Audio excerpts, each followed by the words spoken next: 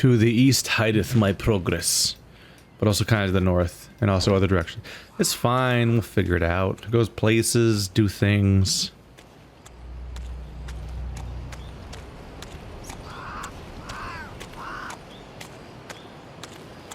Your Grace, the charts say we near Tuzla. Angren renders charts helpless to show the way, I fear. Soon we shall halt to sight our exact position. We will know then if our path is true. As you wish, Your Grace.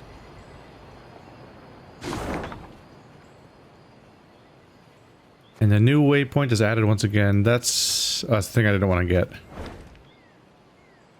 Kind of wish there was a slightly different icon. Here we must part, began the druid, waking Meve from deep thought.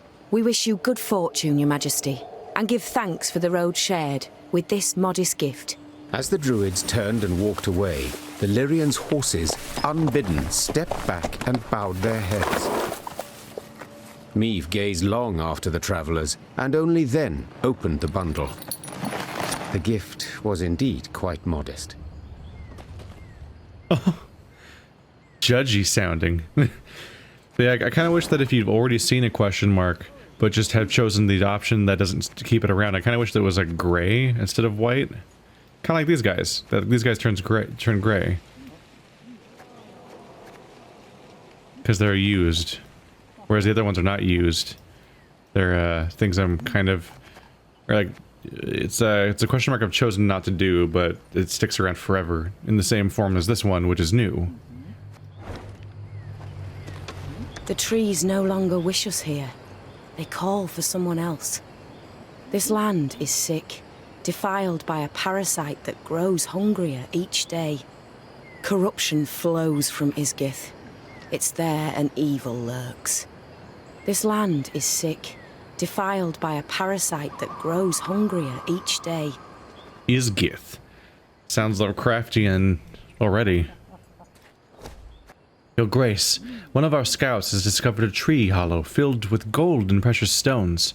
When he reached to fetch one, all he got back was his own bloody stump of a hand. There's something inside that tree. It's got very sharp teeth.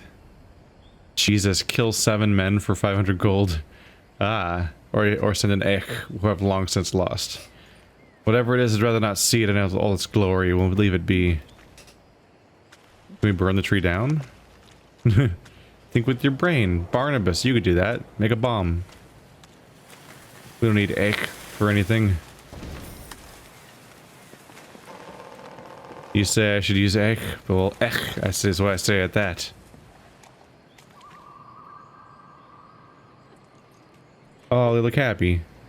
Oh, lads, I don't fancy twits, but you're ever good for pokes, and I'm arse over tits. Meve and the horseman beside her exchanged a perplexed glance. They'd heard the song clearly, both its tune and its verse. Whoever had hollowed it had to be close, and given their diction, rather well oiled. Moments later, a hamlet appeared to the Lyrians' tired eyes. A great bonfire blazed at its center. Around it danced peasants, barefoot, giggling, hooting, joyful and carefree. One by one, they noticed the queen. Soon, all were silent, huddled together, children peering from behind their backs. Fear not, said Meve. We mean you no harm. What do you celebrate? A lad's grooming? Nuptials? Nay, my lady. Hell yes. The gods have been kind. Filled us nets and snares with game. Come time we thank them. Yes. You've things to be thankful for. We do, my lady. And we's poor folk. So a queen. Well, you must as well. Your Majesty, stay tonight, feast with us. There'll be music and plenty of rum by the fire.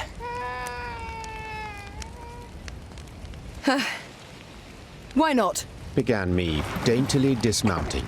We all deserve some respite, I suppose. The Lyrians needed no convincing.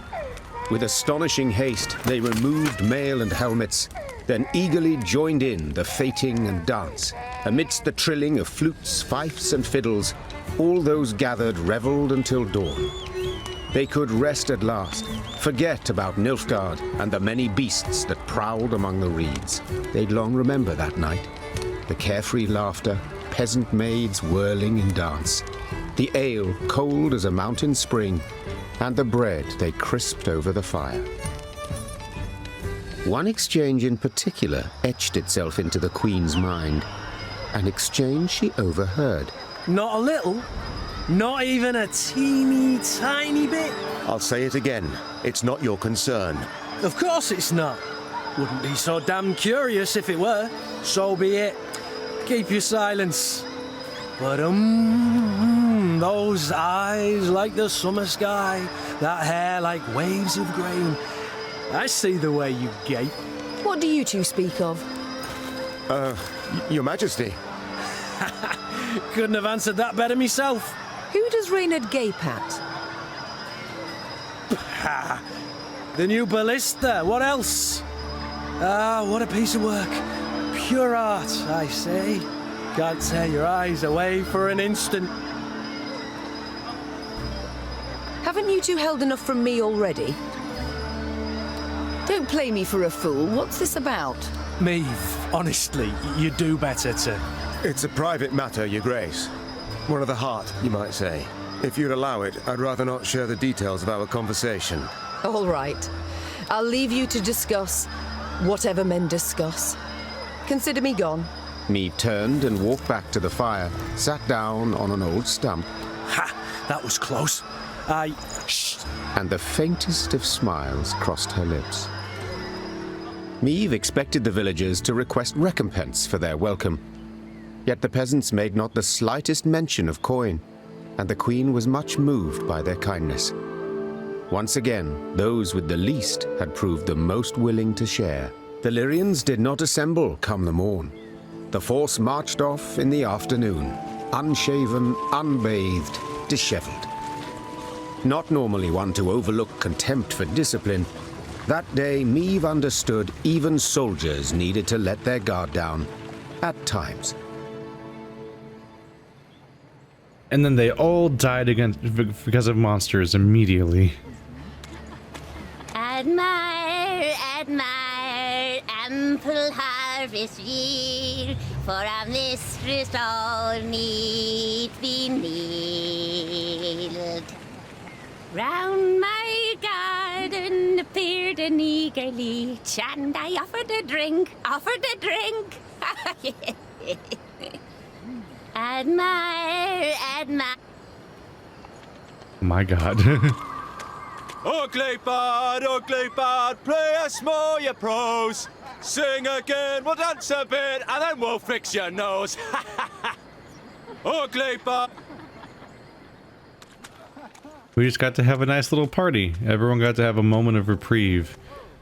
Just some tiny escape from just the otherwise unending darkness. Like, that's an important element in these kinds of stories, is that if you don't give everyone a break every now and then, it's just a game or a movie or a show that feels like torture porn at some point, where it's just an endless series of bad events and nothing else. Even the series called A Series of Unfortunate Events is filled with, like, comedy and heartwarming things and so on. Because humans have other emotions, and if you don't show those and explore them and spend time with them, it ceases to be. It starts to just no longer be feeling like a human story.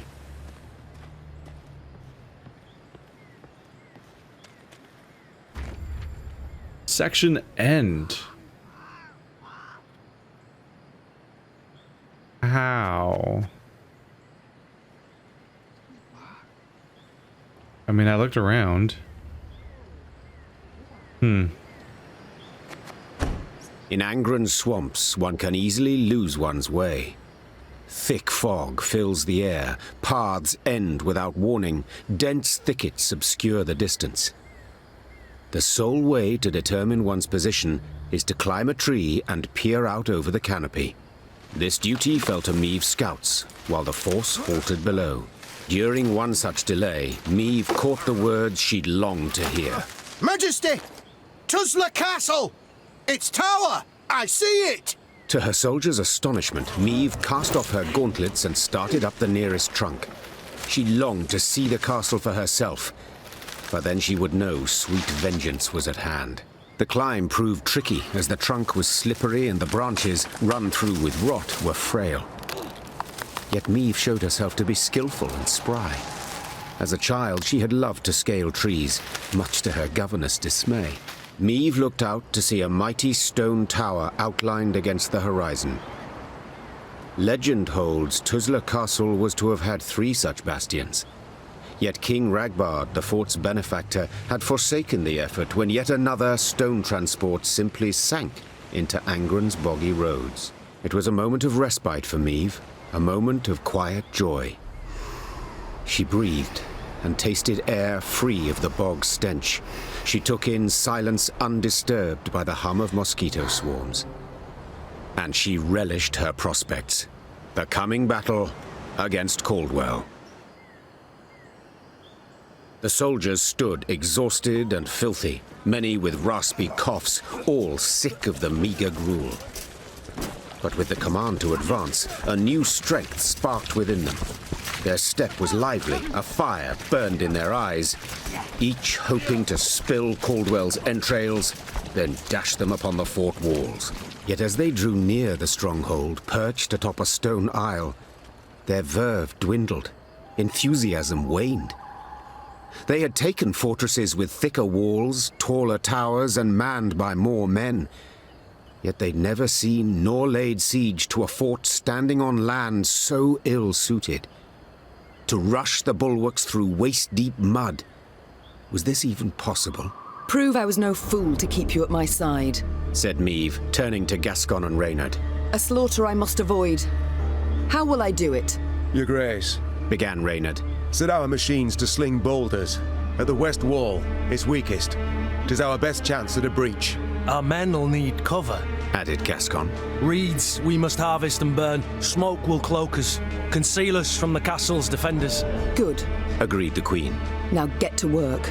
Amidst billowing blue smoke, Lyrian footmen rushed through the breach wrought by Reynard's catapults. Though she had yet to forgive her companions, Meve had to admit they'd given her sound advice.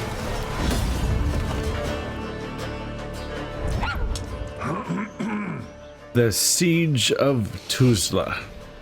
Caldwell was nowhere to be seen, which hadn't surprised me in the least. The Count never fought on that front.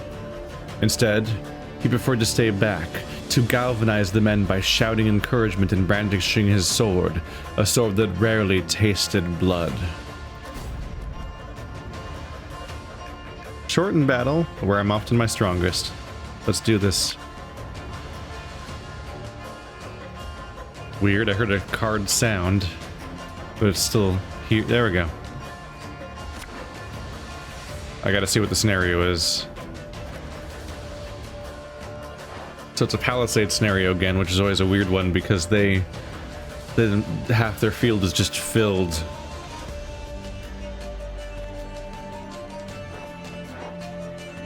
So immobile, resilience, 1025.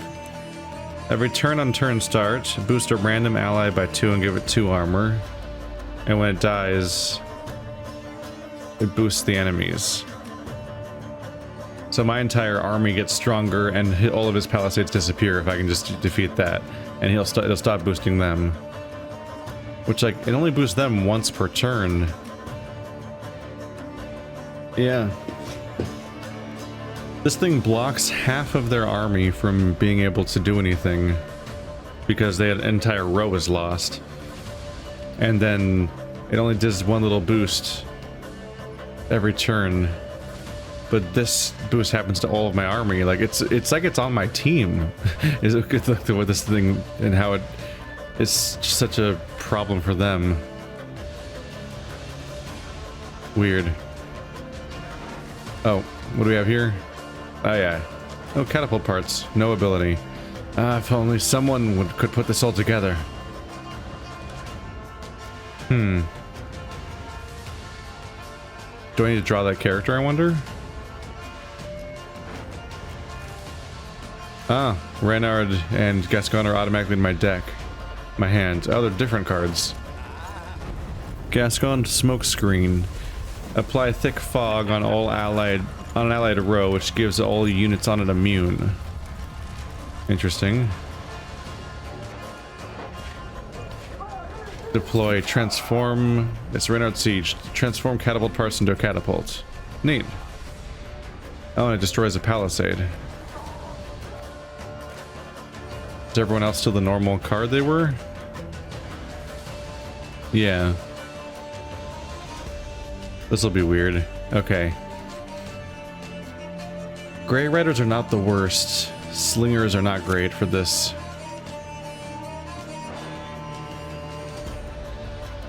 Someone said that this thing's overpowered because it doesn't have restraint, but it has restraint, so I don't know what they're talking about.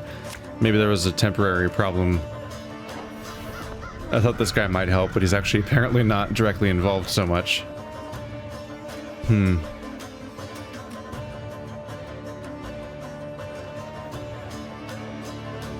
How badly do I want to use iridium this time?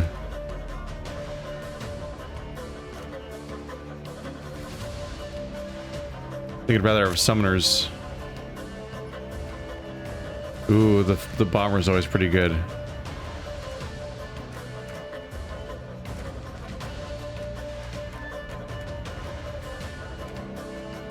I just don't currently have someone for you to use that on. Maybe if I get a drummer? There, oh wow, lucky. I knew you'd come. Your lofty pride presages another dramatic fall. I thought he was nowhere to be seen, according to the story, like 1 moment ago. But apparently he's right here. Funny how that goes. Let's plop out the ale. Yay! I guess I could have just attacked this directly. Probably should have. Seize a random bronze unit. Oh. How often? Every 5 turns. Your Majesty, for the Queen to question commoners why it's simply not proper.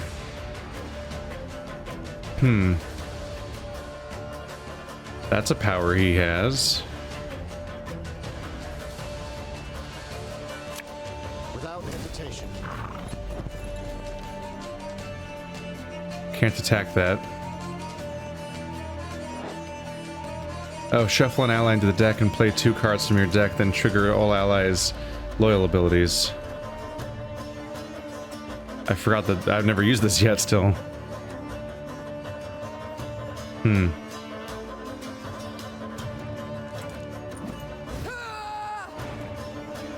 Oh god. Play 2 cards from my deck. I get to pick them? Like, what the hell? That's brutal.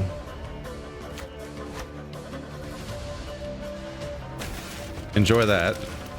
Left, right, left. That's right. That's an absurdly powerful skill. I can't believe that's real.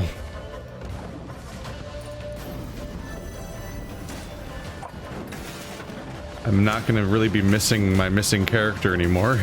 That could let me draw 1 card. Again. Oh my god. You. Of course I'll manage. Catch you in a full week. I've hit the white of an eye from half a league away. Damage, damage.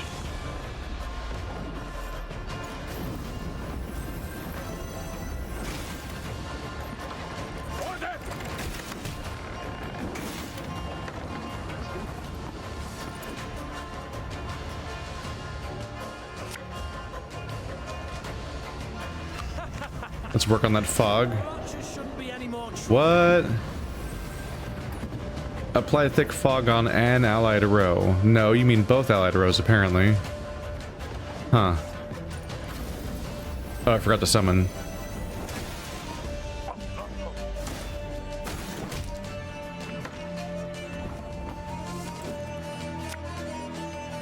Company! Forward march! We must exploit the breach in their fortifications, Your Grace. Why do I want to destroy their palisades exactly? There's the fire. This could hurt. Oh my god, what a card to draw at the same time. A full row of damage.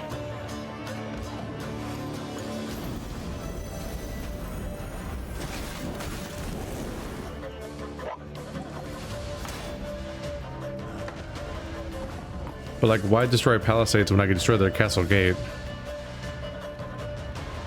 It doesn't seem all that useful.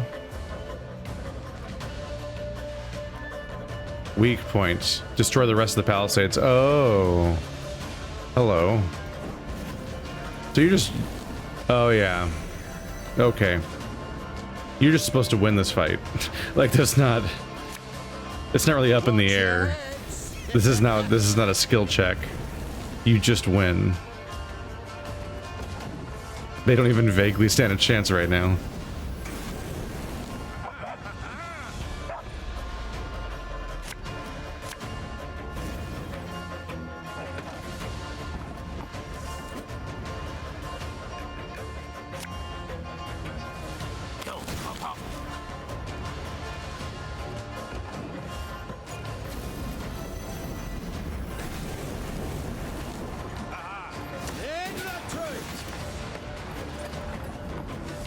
They're not standing a whole lot of chance right now.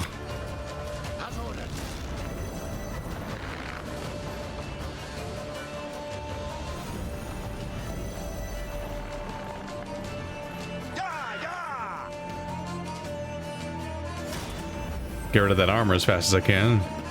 I think you'll really like this one. Oh, that's so much damage potentially. So I can return one to my hand, just give me more power, basically. Oh, that's a tempting one. I've already got the fire. No one's damaged, so no one can become a bear.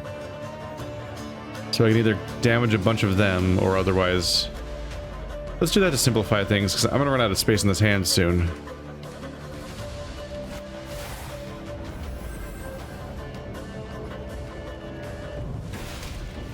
Enjoy the damage. Another one of these. Oh, I almost killed the infiltrator just now. Yeah. We got a job to do. Yeah, there's not a lot of damage to power to soak up from these guys because I'm killing them too effectively. It's a bit of a problem. 1, 2, 3, 4, 5, 6, 7, 8, 9. 1, 2, 3, 4, 5. Okay, we have some space over here. Let's even the rows up more.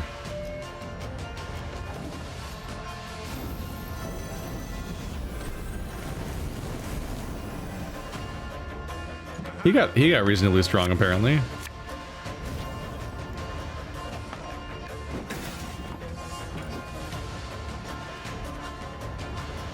That's ×1. Shuffle an ally to the deck. Play 2 cards. Do I just not get to use it again or something? It's phrased like the cooldown's over already. I'm confused.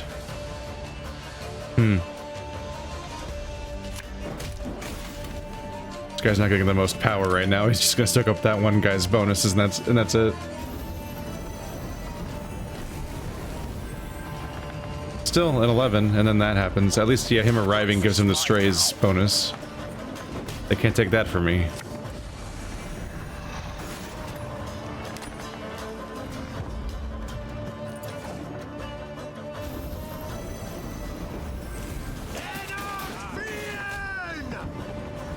I don't know if I could have lost that if I tried, aside from just passing immediately.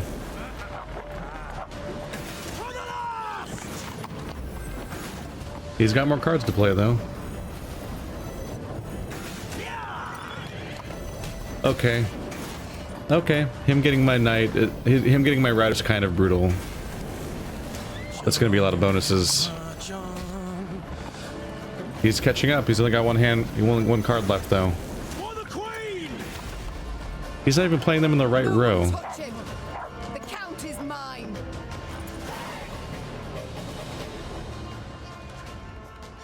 Right, he's got a conundrum. Because the rider will move to somebody and boost them by 3 if they're played in the other row.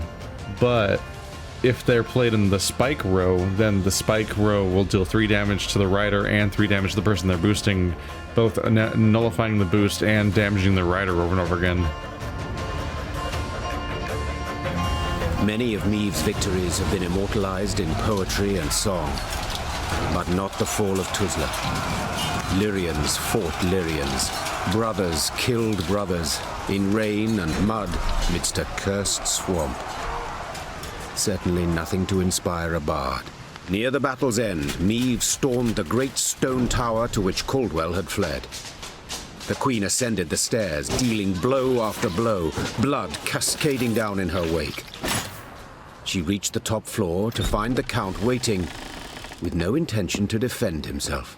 If it's mercy you expect, you'll be sorely disappointed. Mercy? I know you all too well for that, Meve. Ever vindictive and cruel. All this from a paragon of knightly virtues. You stabbed me in the back, Caldwell, and used Willem to do so. My son! Who agreed without a moment's hesitation? Forsaken by your own son, your flesh and blood. What's that say about you? Oh, you tread on thin ice. Choose your next words carefully. Spare me your threats. You'll kill me all the same. Death can come in many ways, Count. Some quick, some slow. My, how you strut and vaunt. Terribly sure of yourself. Perhaps too sure. Your castle is mine. I've crushed your force. I dare say no, I'm not. Precisely my point. Don't you see? The Empire's not one army, it's dozens, hundreds. It's what I strove to knock into that thick dome of yours. Alas, you're too much a dullard. Soon as I'd learned you'd crossed into Angren, I sent for reinforcements. They'll be here soon. 3 regiments, armed to the teeth.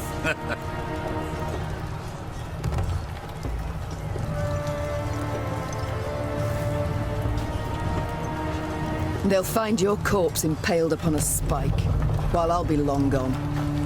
By which path, I wonder? But one bridge leads to Tuzla. As it happens, I ordered it raised as you laid siege. The swamps around the castle are too deep to cross. Try to rebuild the bridge, the Imperial troops will arrive before you can finish. Your men they'll slay as you watch, and then they'll wring your neck. I wouldn't be so pleased were I you. You won't live to see this outcome. I know that, but I take heart in the truth. Though the castle you've seized and will likely kill me, I've won. Outsmarted you, Meve. Twice now. And you know what? 'Twasn't even that hard. With those words, with his arrogance and contempt, Caldwell had gone too far. The Queen gripped his shoulders, pushed. Caldwell stumbled backwards, then tripped out the window. A blood-chilling shriek filled the courtyard, then broke off abruptly. Now fool me thrice. Try. Meve slapped the dust from her hands. The traitor had met a deserving end at last. Yet this was no time to revel in the Count's demise. If Caldwell had spoken the truth, the Queen and her army were in grave danger. Meve's scouts quickly confirmed the traitor's claim. The bridge was indeed in flames, and Nilfgaardian regiments were advancing from the south. Now to confirm if there was truly no other route by which they could flee. The Queen ordered her men to ask the local peasants.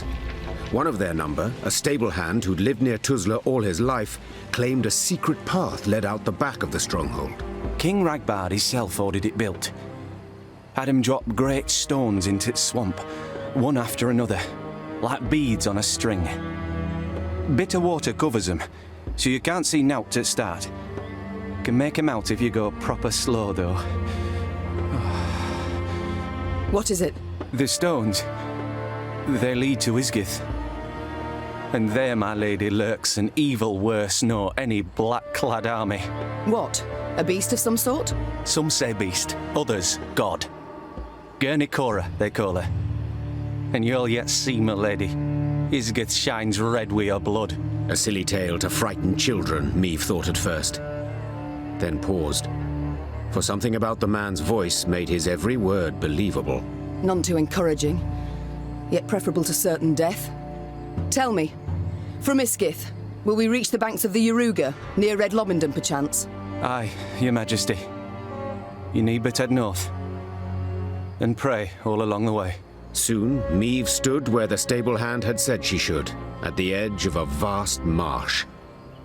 Carefully, she dipped a foot into the broth and probed for solid ground.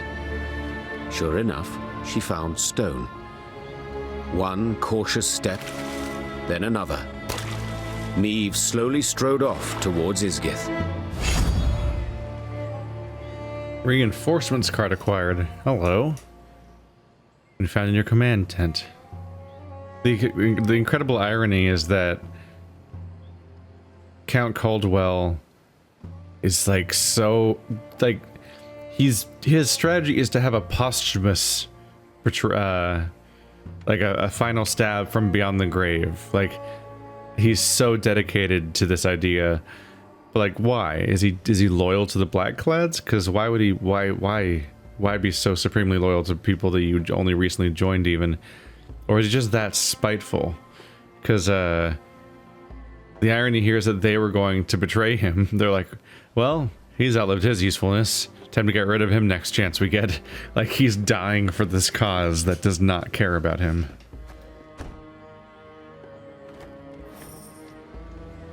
And there's the loot.